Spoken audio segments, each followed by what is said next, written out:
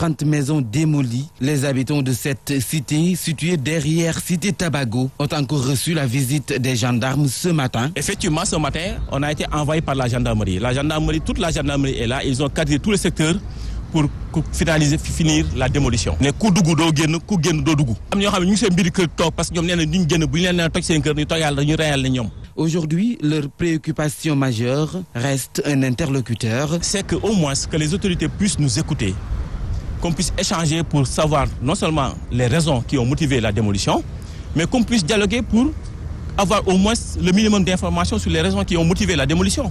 Mais aujourd'hui, on n'a aucun interlocuteur, aucune sommation, il n'y a aucun avertissement, il n'y a aucun dialogue. L'unique explication qu'ils ont reçue de façon officieuse, l'acte qu'on leur a imputé, notamment la démolition d'une partie du mur de clôture de l'aéroport. Le mur a été détruit par les autorités de l'aéroport et a été reconstruit en tout cas par les autorités de l'aéroport.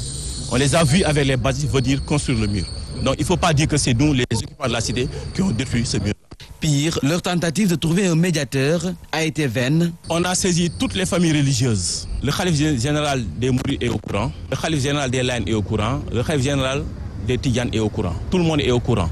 Mais on a saisi l'Assemblée nationale, on a saisi la primature. Ainsi, en attendant de trouver un interlocuteur, la cité est quadrillée par les gendarmes. L'accès interdit aux véhicules et certains occupants. Situation dénoncée par le collectif.